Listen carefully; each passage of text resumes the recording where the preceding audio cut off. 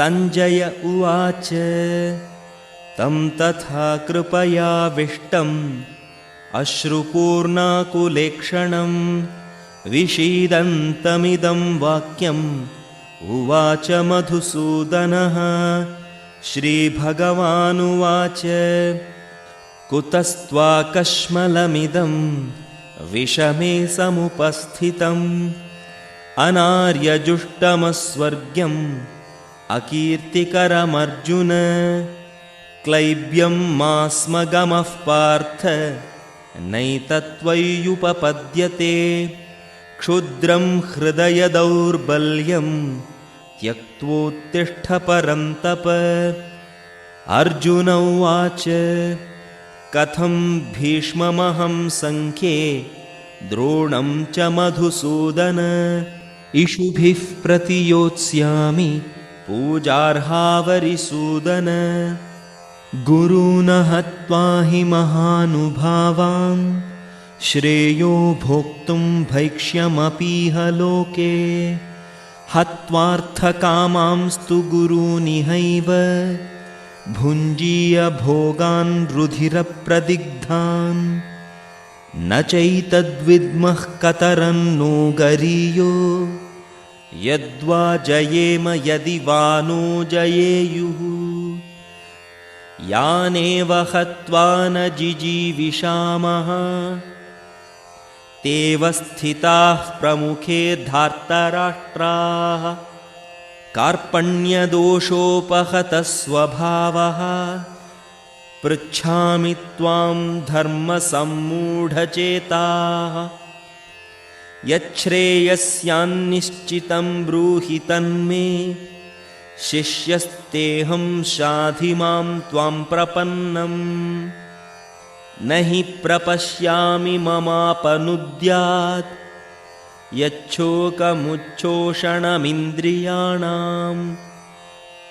अवाप्य भूमावसपत्नमृद्धं राज्यं सुराणामपि चाधिपत्यम्। सञ्जय उवाच एवमुक्त्वा हृषीकेशं गुडाकेशः परन्तपः न योत्स्य इति गोविन्दम् उक्त्वा तूष्णीं बभूवः।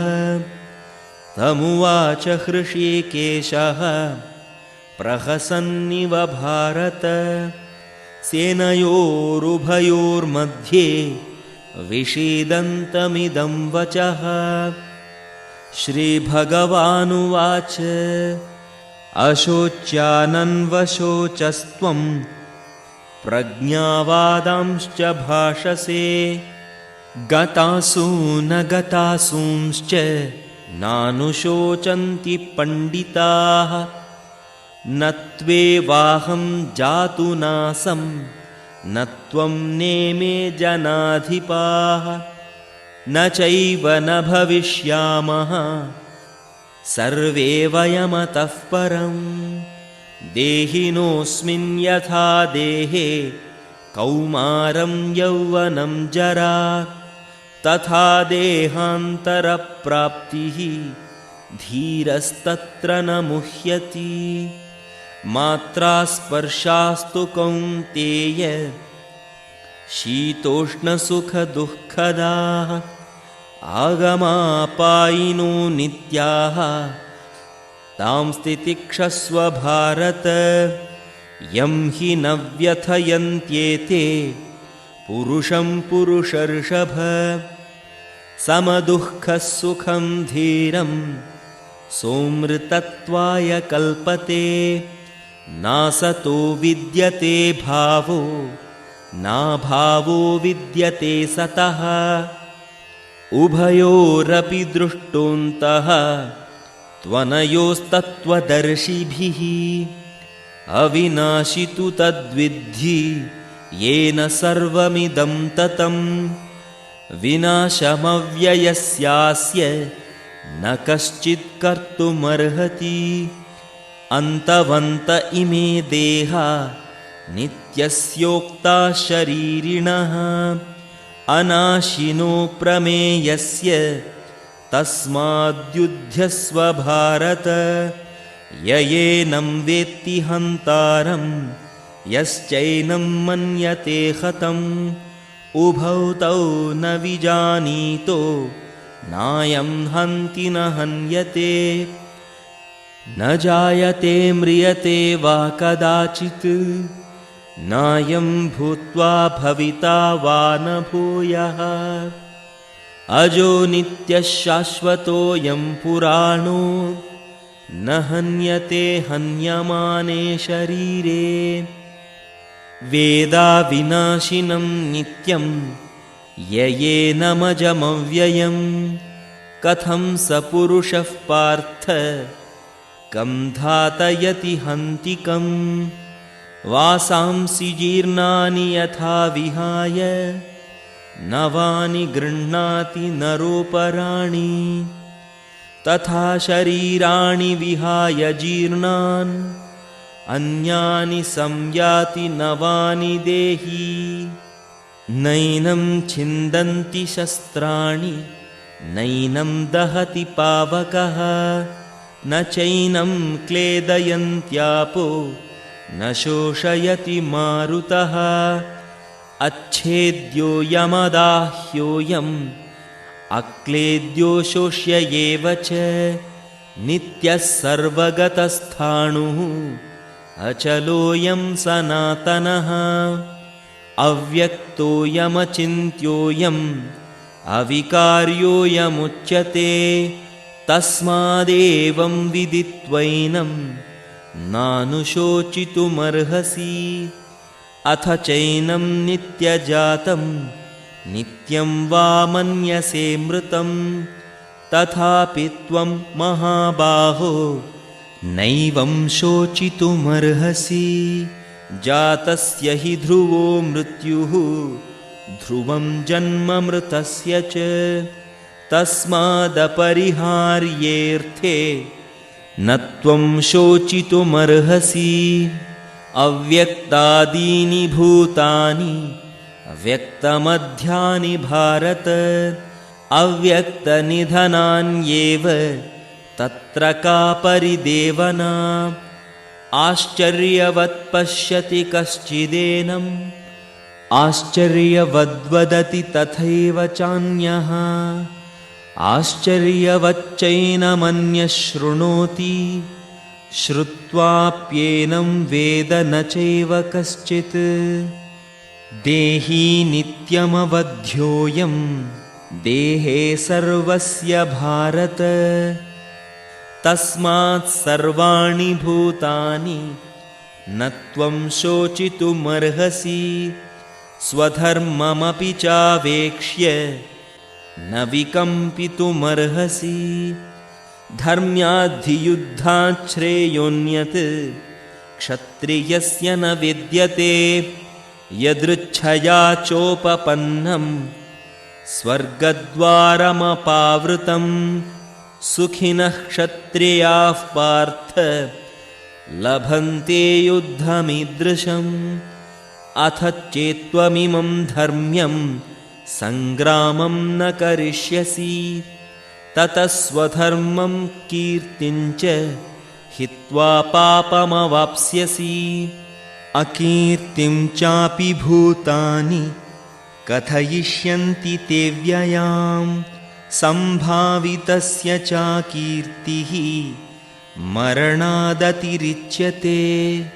भयाद्रणादुपरतं मस्यन्ते त्वां महारथाः येषां च त्वं बहुमतो भूत्वा यास्यसि लाघवम् अवाच्यवादांश्च बहून् वदिष्यन्ति तवाहिताः निन्दन्तस्तव सामर्थ्यं ततो दुःखतरं नु किम् हतो वा प्राप्स्यसि स्वर्गं जित्वा वा भोक्ष्यसे महीम् तस्मादुत्तिष्ठ कौन्तेय युद्धाय कृतनिश्चयः सुखदुःखे समे कृत्वा लाभालाभौ जयाजयौ ततो युद्धाय युज्यस्व नैवं पापमवाप्स्यसि येषा ते भिहिता सांख्ये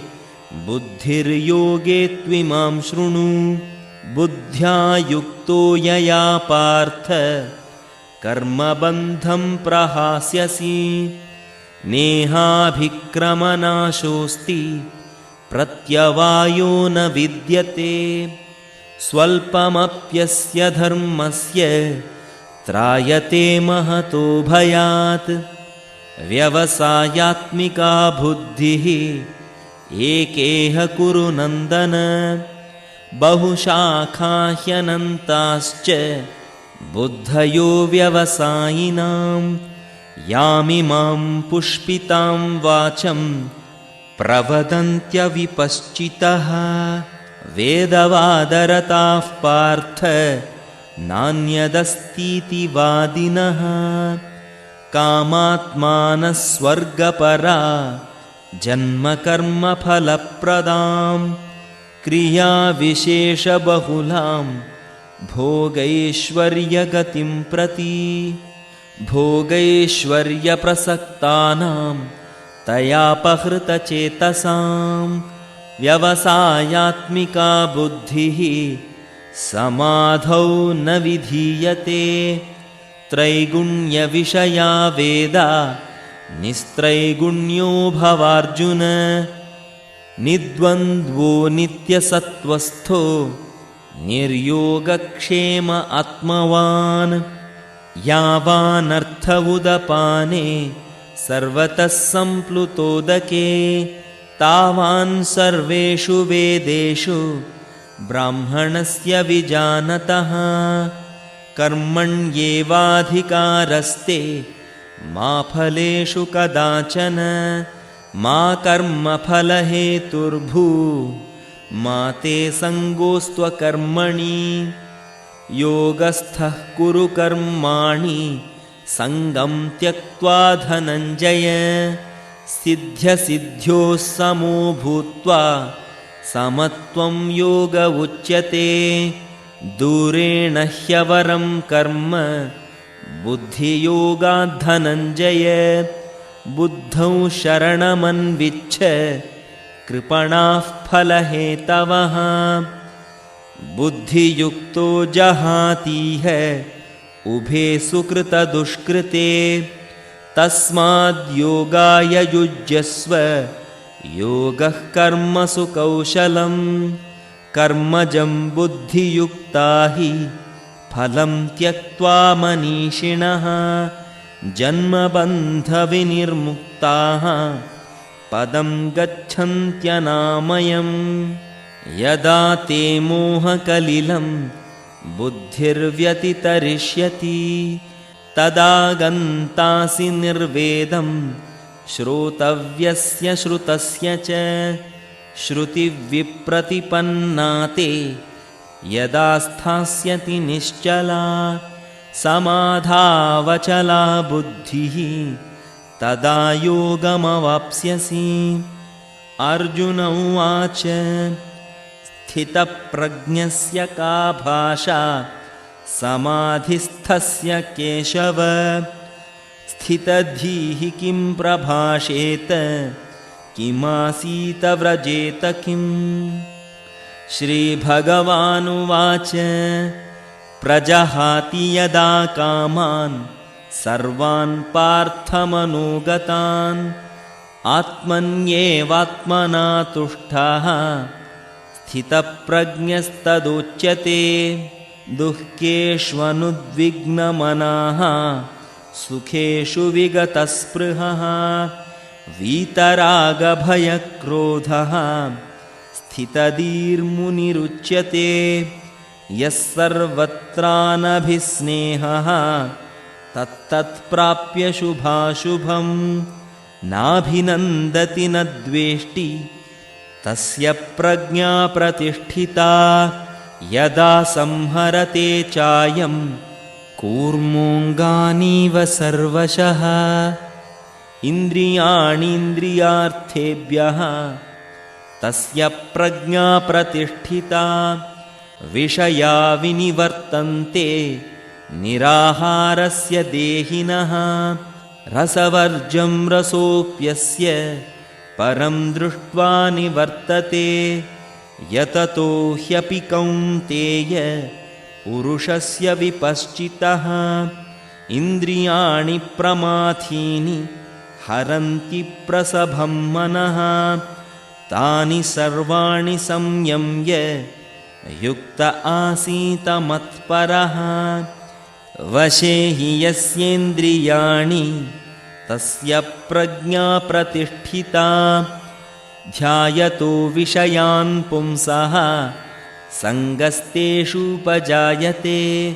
सङ्गात् सञ्जायते कामः कामात् क्रोधोऽभिजायते क्रोधात् भवति सम्मोहः सम्मोहात् स्मृतिविभ्रमः स्मृतिभ्रंशात् बुद्धिनाशो बुद्धिनाशात् प्रणश्यति रागद्वेषवियुक्तैस्तु विषयानिन्द्रियैश्चरन् आत्मवश्यैर्विधेयात्मा प्रसादमधिगच्छति प्रसादे सर्वदुःखानां हानिरस्योपजायते